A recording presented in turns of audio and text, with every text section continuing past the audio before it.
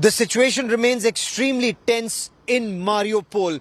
Towards the Sea of Azov, Russian forces mounted a massive operation and Ukrainian forces have said this perhaps may just be their last stance to defend Mariupol. Some of their troops may just be running out of ammunition and replenishments.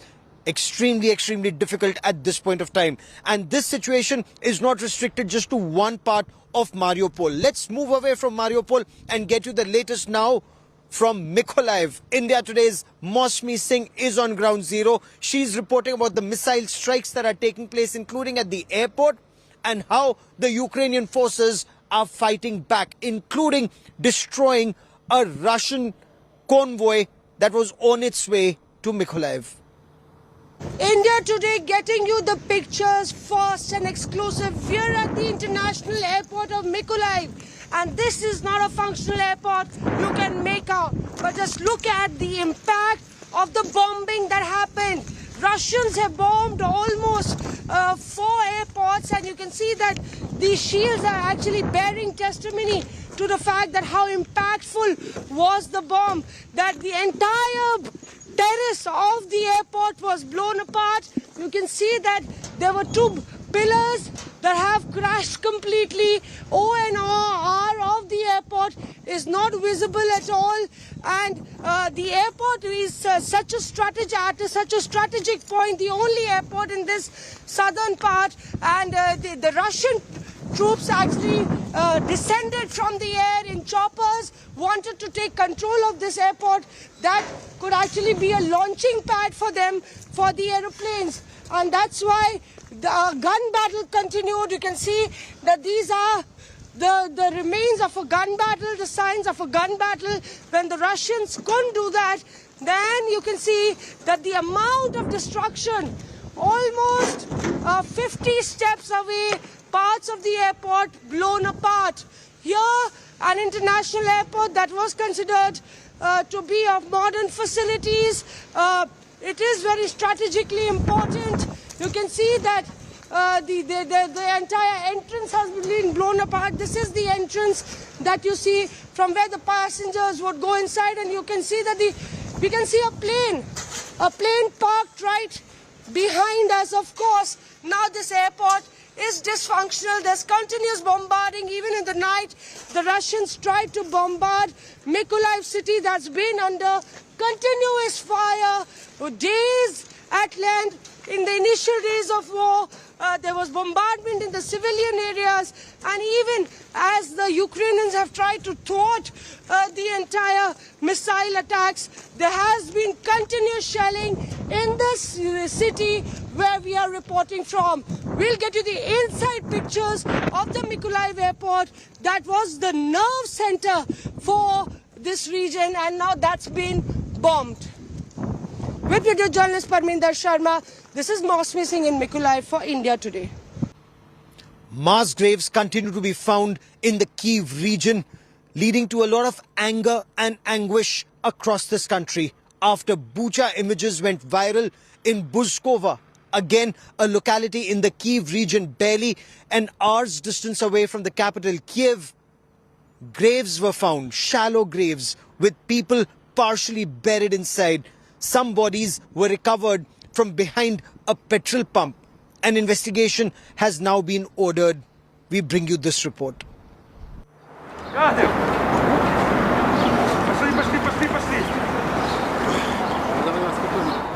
Yet another grave, this one in Buzova village near Kiev.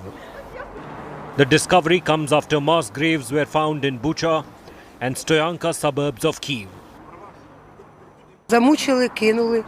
They tortured them, threw them in the water. You can see where they threw them. Animals, beasts. There are no other way to say it.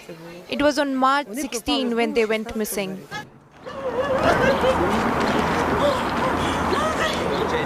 Civilians claim that at least 50 bodies were found within the surrounding area. Through the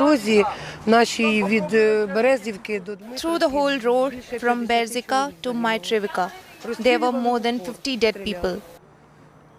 The Russians shot them from close distance. There's a car where a 17-year-old child was burned, only bones left. A woman had half her head blown off. Коло машини лежав. While Ukraine claims it has discovered many mass graves, Moscow has rejected accusations of war crime.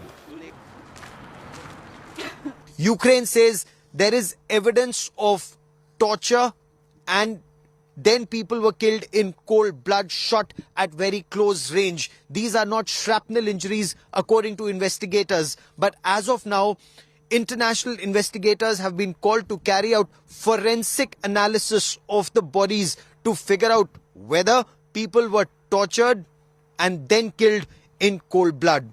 With cameraman Lalit Mohan Joshi in Kiev, Ukraine, Gaurav Sawant for India Today. India Today has the biggest team of reporters on ground zero from Kiev to Kharkiv, from Mykolaiv to Donetsk to give you a 360-degree perspective on the Russia-Ukraine conflict.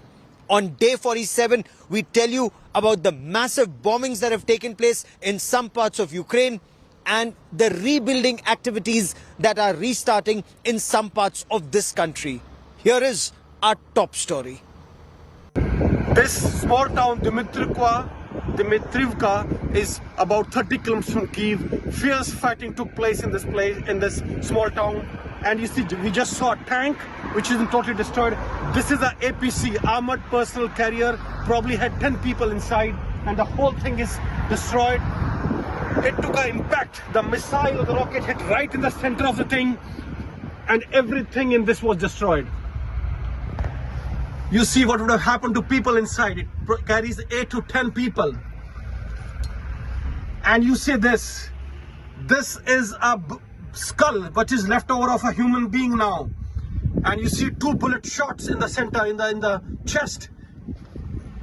And this remains of a human being now. You can't even identify that it's a human being.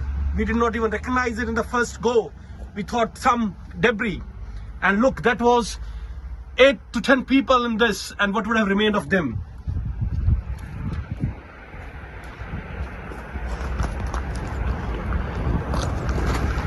The track is intact, but the whole APC, like the tank we just saw, is totally destroyed. And this is what war does to you. And the kind of anti-tank weapons which are being used today are so fierce, are so destructive in power, and this is what they make of steel. This is Rajesh Pawar for India Today from Dmitrivka. I'm right now in the small town of Stoyanka, which is about 30 kilometers from Kiev, and behind me you can see a supermarket which has been completely devastated, completely destroyed in a missile attack from Russian forces. This is about 30 kilometers from Kiev city, and the entire supermarket has been totally burnt out, totally destroyed.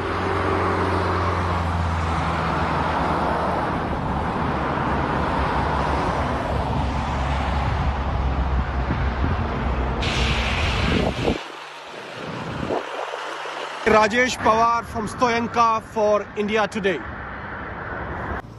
As Russian forces intensify their artillery, rocket and missile attacks towards the east and the south, Ramzan Kadyrov, the Chechen leader considered extremely close to Russian President Vladimir Putin, has said that the ultimate aim remains Kiev and the Russian forces will target Kiev sooner than later. The Russian forces, according to Ramzan Kadyrov, are moving according to a plan, capturing Mariupol and Donbass region first, then targeting Dnipro and ultimately moving towards the Ukrainian capital Kiev. And that is why a lot is still being done to ensure that Kiev remains best protected as Ukrainian forces try and mount swift counter-offensives to take back some territory lost in this conflict that's been on for 47 days and counting.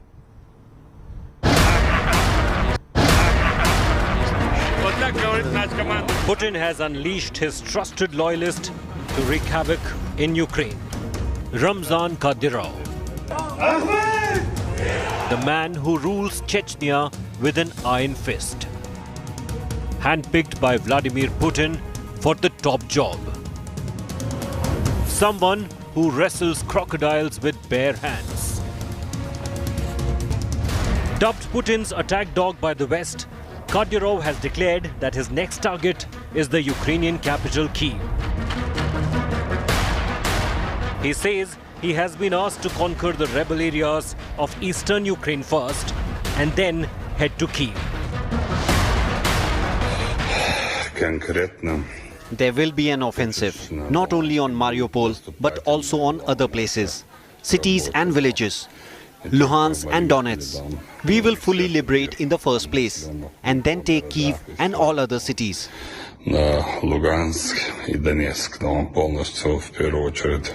Kadyrov portrays a macho image of himself, frequently posing with guns and military garb. He has never shied away from flaunting his opulent wealth. A known tyrant who stops at nothing. The Chechen president has been accused of a wide array of human rights violation under his rule. Kadyrov has been accused of ordering torture and extrajudicial killings, along with a string of assassinations of Russian journalists and human rights activists. A number of his Chechen critics who sought asylum abroad were attacked or killed even on foreign soil. Kadyrov imposes regression through violence in Chechnya, where he ordered women to be shot at with paintballs for not observing the Islamic dress code, even urging men to block their wives from using WhatsApp. The Chechen leader also backs polygamy and in the past has ordered purges against homosexuals, going on to claim there is no homosexual person in Chechnya. Ramzan Kadyrov is one of Kremlin's deadliest weapons, and Putin has now decided to unleash Kadyrov on Ukraine. Bureau Report, India Today. Has received a shot in the arm with weapons and systems being provided by both the United States of America and Britain. British Prime Minister Boris Johnson was here in Kiev and he's promised a number of small arms and systems, including giving NLAWs and Javelin anti-tank guided missiles and Starstreak surface-to-air missiles. But Ukraine wants offensive weapons that can hit at longer distances. Ukraine is extremely keen on longer range missiles. While there has been some conversation on offensive weapons, there is no promise whether it is about fighter jets, tanks or the S-300 systems. Slovakia is providing some, the Czech Republic providing some tanks, but not the numbers that Ukraine requires. We bring you this report. British Prime Minister Boris Johnson's visit to Kiev to meet President Zelensky is more than just symbolic or show of solidarity. Britain is providing military hardware and financial aid to Ukraine, and additional weapons and systems are being provided. Information is that 800 additional NLAW anti-tank guided missile systems, Javelin ATGMs, Starstreak surface-to-air missiles are being provided, along with bulletproof jackets, helmets, night vision devices, laser sights, rockets, and also Bushmaster and Jackal armored fighting vehicles being provided by Britain and by Australia. There's also a financial aid package. Apart from this, Ukraine security forces personnel are to be trained in operating some of these systems, and that training information will be provided in Poland as soon as possible. This is a visit that comes soon after the visit of Ursula von der Leyen, the European Union chief, who not only visited Kiev but also traveled to Bucha. North Atlantic Treaty Organization countries are backing Ukraine to the hilt, but Ukraine has demanded additional offensive weapons, including S-300 systems, some of which are coming from Slovakia, and T-72 tanks. Again, the Czech Republic is providing some.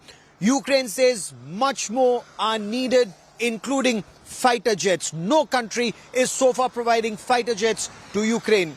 With cameraman Lalit Mohan Joshi in Kiev, Ukraine, Gaurav Sawant for India Today. Several top fashion brands shut shop in Moscow and across Russia after the February 24 Russian attack on Ukraine. Initially, there was a lot of disappointment and anger in Russia. Now that anger is giving way to defiance. People in Russia are actually protesting these big brands leaving. How? India Today brings you this report from Moscow. I have to say, if Chanel House does not respect the clients, why do we have to respect Chanel House? This is Russian model Victoria Bonya cutting up her Chanel bag. Why? Because the luxury brand suspended operations in Russia in response to Putin's war on Ukraine. Chanel is facing fire for reportedly refusing to sell a bag and earrings to a Russian singer-actor, Anna Kalashnikova, while she was shopping in Dubai. And Victoria isn't the only one. With the hashtag #ByeByeChanel, many other Russian influencers also chose to put up videos cutting up their lovely Chanel bags to send out a message to luxury brands who've been boycotting Russian markets.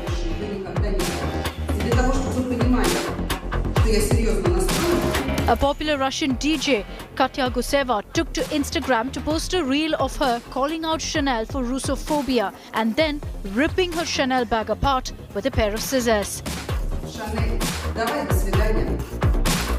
She followed that up with a selfie of all her Chanel products, saying that she was selling them all and offering the money as a donation to help refugees in Donbass. TV presenter Marina Ernoshkina also put up this video on Instagram.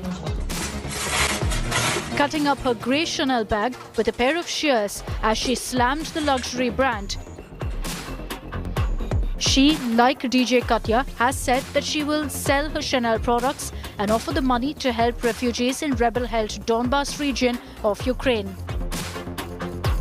The boycott of Russian markets by luxury brands has led to severe backlash, with patriotic Russians like these women now making it clear that they'll ensure the likes of Chanel pay the price for their boycott decision. Bureau Report, India Today. Amidst the police and air raid sirens, the sound of music. I want to leave you with images of the Ukraine army and police band playing popular folk music and military music as soldiers and their families come together in the capital Kiev to spend some time before these soldiers now head to the new battlefields in the south and the east of the country. Enjoy, listen to this music. There may be air raid sirens outside, but here the Ukraine army band plays joyous music to boost the morale of their soldiers. This is the Ukraine army band, which is actually sending off soldiers going towards the east to fight. Now there are soldiers who are going to be fighting in the Mariupol region, and they have come here. This is a meeting with their families. You notice there are a number of families also here in this area. But just look around. These are all jackets of soldiers kept here. Soldiers who are all going out to fight. The morale is extremely high. These soldiers now intend to fight in the east. And before they go to fight in the east, this band is a send-off. Soldiers are here, their families are here. The country was expected to fold in the first 3 or 4 days of battle on the 24th of February. But for 45 days and counting, they're not only fighting, but they've succeeded in pushing the Russian soldiers back from around Kiev. And now the fighting is going to intensify in Mariupol, in Donbass region, or towards Kherson and the south. So Ukraine says our morale is high. We'll not only fight to defend our territory, but they are saying they're going to fight to retake territory that had been lost in the past. With cameraman Lalit Mohan Joshi in Kiev, Ukraine, Gaurav Sawant for India Today. Ми представляємо оркестр поліції, національної поліції в Київській області. Цей захід проходить на підтримку нашого війська, яке вступило в тяжку війну з ворогом, який зненацька, так як Гітлер наступив на нас. Все повторилося 70 років тому. Я з Західної України. This Polish band. Today we support Ukrainian military as we play a Ukrainian song transcribed for this band. And this is to boost the morale of your soldiers who are fighting to protect Ukraine. Of course, yes. We protect Ukraine, yeah. And we're proud for our soldiers. Thank you very much, sir.